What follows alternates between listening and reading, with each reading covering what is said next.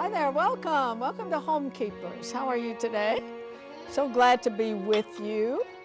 And welcome one and all, the regulars, the brand new ones. You are so welcome. Come right on in. And that goes for the gentlemen too. I get mail from men, and I'm so thankful that they find the program good for them as well. So welcome. We like to talk about all those things that affect the home. And of course, number one is those relationships. And it's so much better if they are rooted in the Word of God. We try to make that very, very clear in our program. So I'm so glad you're here. I have a wonderful guest today. She has written Stolen But Not Lost. And her name is Janet Tombow, B-O-W. And I mentioned to her, I said, I bet you've had a few remarks about your name. And she said, yes, I can identify too with a name like Arthelene. Oh, did you ever wonder where I got that name? My dad's name was Arthur. And I think they wanted a boy. But I surprised them. But I want to tell you about this book. It would be very hard to lay this book down if you get it. One of the most incredible stories, and also a story that gives such validity to the gospel of the Lord Jesus Christ, to what the Bible teaches. This lady, by the world's standards, should maybe be dead, should be a drug addict, should be an alcoholic or whatever, but she's a very triumphant, victorious woman, and she speaks for Stonecroft Ministries. I used to do that years ago, and it's a very, very credible, and it's a ministry that's won a lot of women to the Lord. So we'll be talking about this, and I'm going to join Stephanie. We're going to make a taco pie, and we kind of major on those recipes that are inexpensive, things that you can get done ahead of time, so that you can really prepare a lovely meal for your family. You know, I'm sorry, I'm not a prude, but I don't like it when there's milk cartons on the table and plastic everything. You can fix something really nice that's economical and is good, nutritious. Before I join her, though, I want to again offer you this bracelet, and they are limited, so I suggest you get to them right away. But it's a cross with crystal, made of crystals, with a pearl. It'll fit any wrist at all. I have a hard time with bracelets because I have a pretty small wrist, but this expands, and I think I said in one program, 98% of the women love bling. You'll like this, and while they last, if you'll order them, you can write to me at Homekeepers Box 6922, Clearwater, Florida 33758, if you want to send a check or whatever. Or if you want to get it a little faster, you can call 1-800-229-0059, and we'll take your information and get it right out to you. So, hi. Stephanie's got one on. I have mine on. Oh, I took mine off. You did. I love fabulous. those things. I think love they're so it. pretty. I think it's stunning. Okay. Well, I have a secret to tell. Since you said your dad's name was Arthur, here's something you don't know about me. Okay. Okay.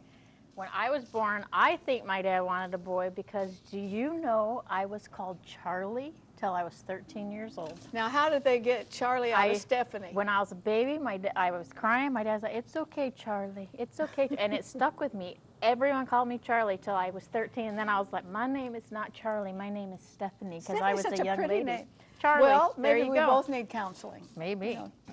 Now, this is one of her, you must have been great in kindergarten because of all your show and tell things.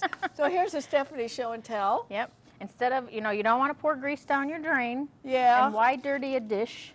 So all you do is make a little aluminum foil bowl, put your grease in there, it'll harden up, you fold it up and you throw it away.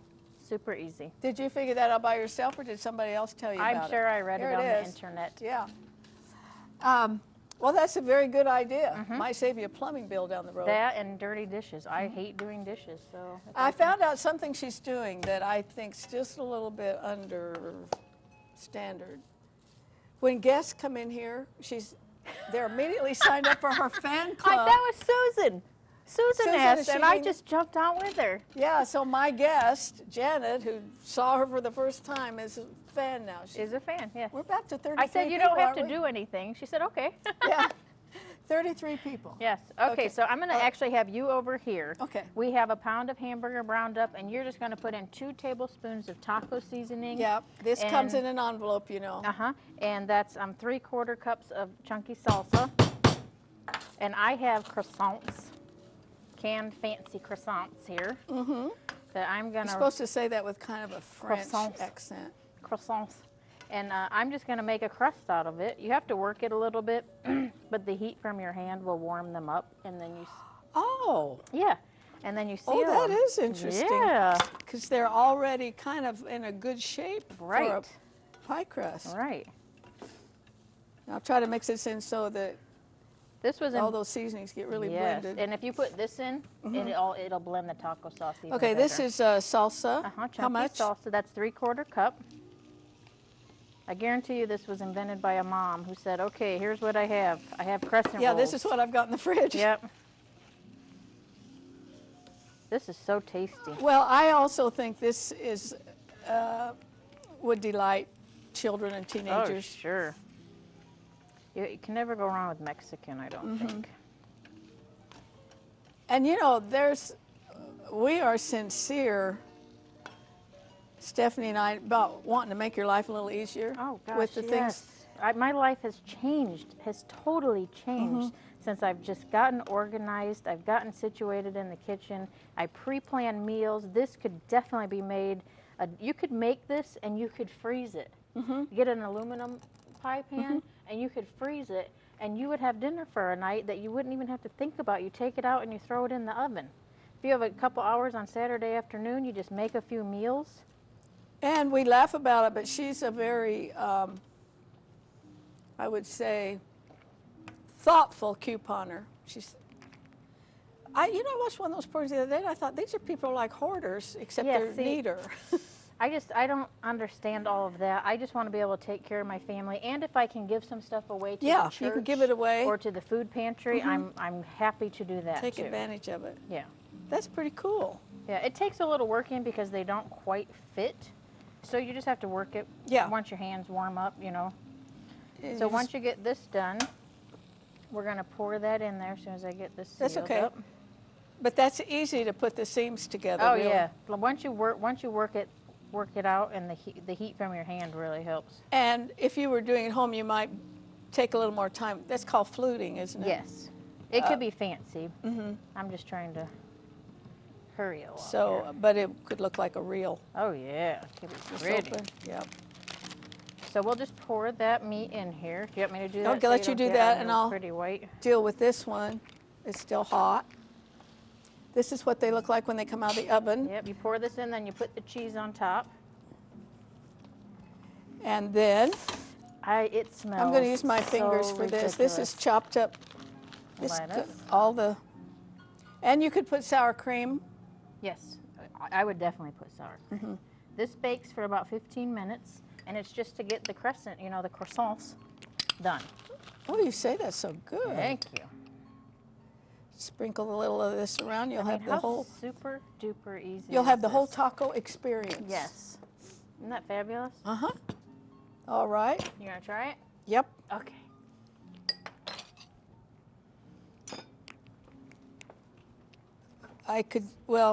This knife will work, but could use a sharper one. I was just seeing if we had sour cream. Oh. Oh yeah, you have to have the whole experience. I'm not sure I got that all the way through.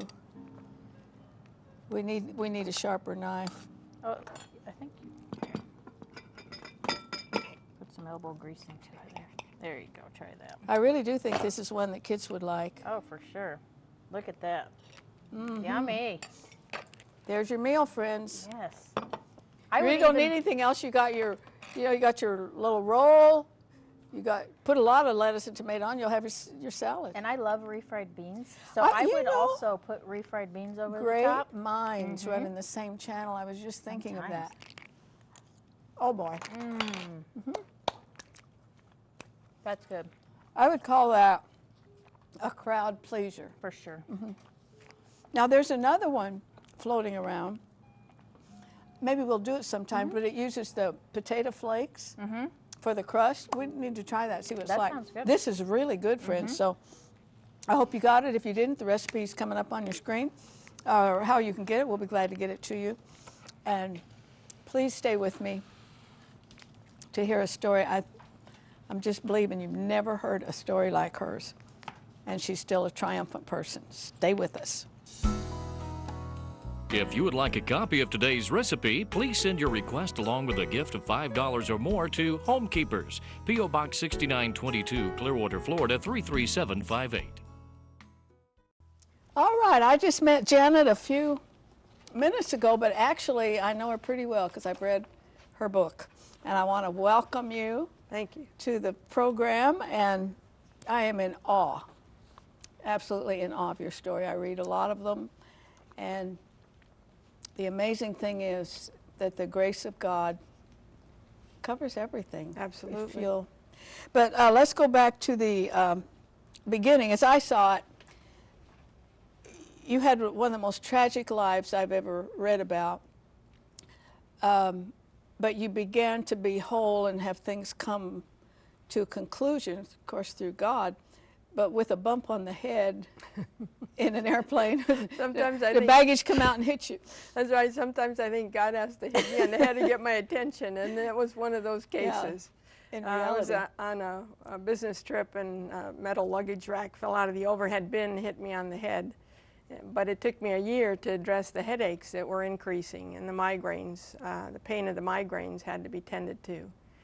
And as part of that, I was referred to a Christian therapist, and that began to unfold what God's plan was in it all. Were you a Christian before then? Yes, I accepted the Lord miraculously, I accepted the Lord as my Savior when I was 9 years old through a Christian summer camp.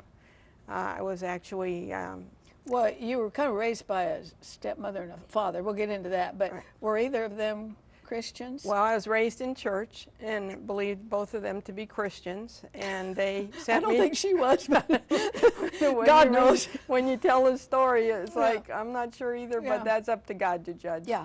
All I can do is be thankful that they sent me to church and Christian summer camp. And that year, the preacher said, "Who's afraid to go to hell?" And boy, I raised my hand real quick on that one. And then he asked who wanted to go to heaven then, and I was too afraid about making any more decisions. But fortunately, my camp counselor peeked while I was praying, and she saw I'd raised my hand, being afraid to go to hell. And so she talked to me about how God would forgive our sins if we asked Him to, and that's when I accepted the Lord at 9 years old. Yeah, and probably not realizing it, but that's what carried you through. We could probably use a few more preachers who would just say, "Are you afraid of going to hell?" You know, we've made everything so palatable. That's right. It's very clear. He described it as totally lonely, fiery hot, forever without God. Oh, I remember those sermons. And wow, that one got me. I was afraid. But God, in His grace, rescued me.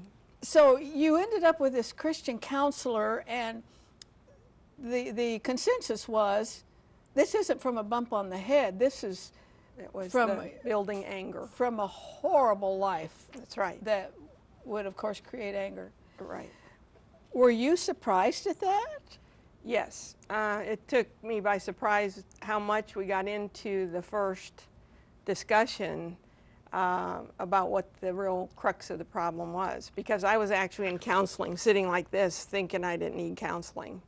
And when she asked me what bothered me the most, I said, abused animals and abused children. And she said, "Oh, do you have examples of those?" And I said, "Well, actually, I do." And she was a God counselor. Yes, she was. And she wasn't afraid to bring him in at the right points to help me understand the hurt that I was going through and what I was trying to deal with. So I just want you to tell your story that your father kidnapped you from your biological mother. Yes. At the age of 5 years old. At 5 years old, I was taken across the country from Ohio to California and did not understand the circumstances. I was too young to understand, and no one explained it to me, but I was taken by my father and my grandparents. And it was actually my great-grandparents. And raised by them while he worked until a year later when he married a woman in California. And she was an abusive stepmother, horribly abusive, and really put the fear in me to the point where I would one day say, I'm not sure if I feared her more or God, but the punishments were so severe, and it was because every time I would bring up the past about my mother, she would want me to forget that and not bring it up. So she would beat me. You said part of her agreement to marry your father, and I'd like to talk to him too, was that she could be the disciplinarian, so Yes. I wrote it down. That's right. You had multiple beatings, slaps, body punches. You were hit with hymn books, tied up and stood naked in the corner and outside, and were told constantly that your mother didn't want you. Right. And you know, when you hear those stories often enough, you finally believe them. And when that's all you have to grasp, you start to become very complacent about it and obedient to this over-control of your life. And it became an over-control all the way through several decades. How could anybody be that mean? What Well, do you know about her past? I tried to excuse it because she had been abused in her past, and when I explained that to my counselor, the counselor said, no. When you're an adult, you have to take responsibility for what you're doing. And she said, besides which, Jan, what would your children ever do that would make you treat them like you were treated? And finally, with tears, I said, nothing. I'd never treat a child that way. And my father never rescued me from that abuse. He was controlled by her money in what he thought her family had money, and he was controlled because he had no other way to turn. He had made his bed so much to sleep in it.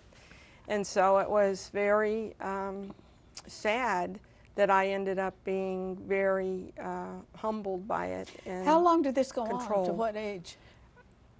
It took me until 47 years old to stand up with her and tell her, you'll never hit me again. How old? 47. Oh, my word. Yes. And that was because what happened is my father left my stepmother for another woman. And my stepmother was suffering from melanoma cancer, and she was refusing to get help. It's an excisable cancer. She could have been cured from it, and she kept refusing, and so I was getting more angry, more angry. That's when I sought the counseling, because the migraines got in the way, and I had to get some help. And I found out that I needed that counseling to start unearthing the truth. Was she still alive when the counseling started? Yes, oh, and it was because I was trying to handle her illness and the fact that she wouldn't get help. And here I was responsible to take care of her because my father left. So I had no choice but to try to figure out how to live with this situation. But after 5 years of counseling and 5 years of her going through this melanoma, she finally succumbed to melanoma. And shortly afterwards, God convicted me that I needed to find my birth mother. And he talked to me in the middle of the night. Were there any conversations with your stepmother of how could you do this, or? Well, finally during counseling, I got courageous What'd enough she say? to challenge her on it. And well, I didn't confront her about the abuse. I just confronted her that I found out during this snowstorm I was stuck in with her in the car with me. I started to talk to her a little bit, talk back to her, and she said, I don't like what's been happening to you from counseling. And I said, you know what? I don't like the life I've been having to live. You know, I just see you as this little puppy that was abused and abused and abused until it became a way of life. Right. Except the puppy comes back to its owner in love because it responds that way. She totally made me not love her. I tried. There's the understatement of the year. Because I read the book and I'm so mad at her that. But like I said, you're so triumphant. You come to a point of real forgiveness for both. I had to. Yeah. I had to because it was eating me up. But Yeah. it wasn't until I understood, after I found my birth mother, when I understood what that love was really like, then I was able to deal with the forgiveness I needed to of these two people who had harmed me and told me the wrong story my whole life. Oh, And today they would be jailed. you know, if it got absolutely. out. Yeah. I read about abuse now, and I just can't hardly believe what I tolerated and what and the rescue that should have taken place. Yeah, I remember one time at a VBS years and years ago, there was this church member who was telling about a neighbor. They were sure the dad was molesting the daughter. They called the police, said couldn't do anything. It's a family thing. You know, that was That's right. 20 years ago or more. If you just tuned in, I'm talking to Janet Tombow. I really would like for you to read this book. We're going to put the website up on the screen, and that will take you to all kinds of information. She speaks for the Stonecough Ministries. There's another name we know that. Is it Women's? Christian Women's Christian Connection. Women's. And the book is Stolen but Not Lost. And we've kind of covered the first half of it, but in the amount of time we have, there's no way I could impart to you the emotional, just the trauma of the life that you've lived. And you were quite successful in your work, yes, and all that. It was an escape, and I became a workaholic, and that isn't healthy either. People need to have a nice balance in their life. But I also stayed close to church and activities that kept me close to the Lord, which is another thing that buoyed me during the life. Was there ever a moment with your father that, did he ever say, forgive me, or?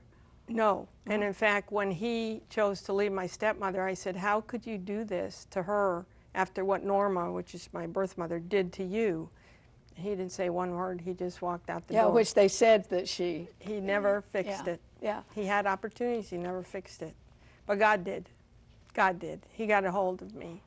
He talked to me at 3 a.m. one morning, and he said, don't focus on the past, at what you've lost, but look at the future, at what you've been given. Now, I don't think those kind of thoughts at 3 a.m. when I wake up. I have one thing in mind, and it's to get back to bed, you know. There's no way we can cover much detail with this book, but I do want to move ahead to where, and it's quite a story how you ever connected with your birth mother. Yes. And it was almost an intrigue. I thought, is she going to? Isn't she going to? And of all the research you had to do, and then you find an aunt somewhere, and you find this, that. Right. But I was so impressed when you called, right? Right. And she said, hi, sweetheart, or something like that. Right. I said, hi. That mother, that true mother you never had, was right there. That's right. Right away, her loving voice said, hi, sweetheart, how are you? And I was shocked because I was still thinking she didn't want me all my life. And I said, of course, something very brilliant. Well, I think I'm older than when you saw me last. I guess so. Well, we usually don't have the right words for those moments. That's right. I saw her when I was 5, and I didn't see her again until I was 50. That is incredible. She was 71 years old when she became my birth mother again. And I never realized the hurt that she had gone through losing a child until I found her and we started working through that. And the Lord gave you some kind of quality time. Yes, he did. Yes, he did. Now, she was married to a man who was absolutely wonderful, right? Yes, he was her best friend. They were married 43 years total. And he took you as a daughter? He did, because his daughter died of cancer. And so when I came into their life, I didn't want to try to take over her spot. And he said, no, God gave you to me as a daughter. And so he accepted me. It could have been so much more horrible of a reunion had he not been so loving. But he wanted to do whatever made her happy. And he said I was the one thing that he could never give her in their lives together. That missing piece, right? That's right. You know, when I meet people, I can tell. When you're in the ministry, as long as I've been, you can kind of read people. I'm telling you, you are free. You have peace. I can tell that. Was there any time of any moment, even just with the Lord, that you were able to release?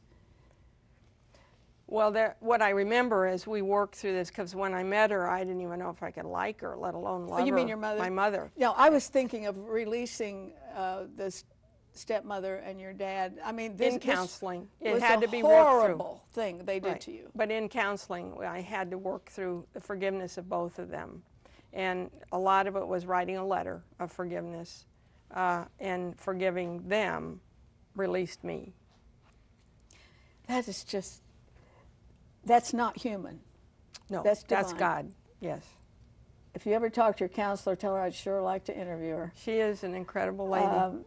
It seemed like the Lord guided her exactly, because when she got you, she got a minefield. Yes. This is one of the greatest, one of the worst stories, you know, in all my years that I've ever encountered. But how it validates what Jesus does, Yes. what he came to do. But the other thing is, it's all in his timing, because it took all of the pieces to put it together, and to realize that there was a disconnect between my birth mother thinking I didn't want her, and here I thought she didn't want me. And God, it took us 45 years to right that wrong, and to realize there's two sides to every story. But when it did happen, Oh. it was immediate. It was, to me, the way I read it, there was no need to get acquainted. I mean, you were mother and daughter immediately. She said, I had 3 surgeries to have you. How could I not want you? And she could never have another child, so I was the only one. But I was the one who was reluctant, and it was through talking and crying and journaling and working through a relationship, building that relationship. We became friends, and then we became mother-daughter. For her, it was instantaneous. For me, it took time. Well, no one would criticize you for being a little wary. We are out of time, but thank you for bringing this wonderful testimony. And I just want to tell the viewers, you know, no matter what your story is, Jesus can redeem it. Yes. He really can. I mean, even if the people who have abused you or mistreated you, they're already dead and gone, he can still bring you to wholeness. And I don't think I've ever interviewed, of all the guests I've ever interviewed, I don't think I've ever interviewed anyone that so clearly states that. I sure thank you for coming. Thank you so much. Thank you for being with me, and please remember, there's no higher calling than that of a homekeeper. God bless you. If you would like a video copy of today's Homekeepers program for just $19.95, call 1-800-229-0059 for credit card orders, or send a gift of at least $19.95 to Homekeepers, P.O. Box 6922, Clearwater, Florida 33758. Be sure to note the program number which appears on your screen.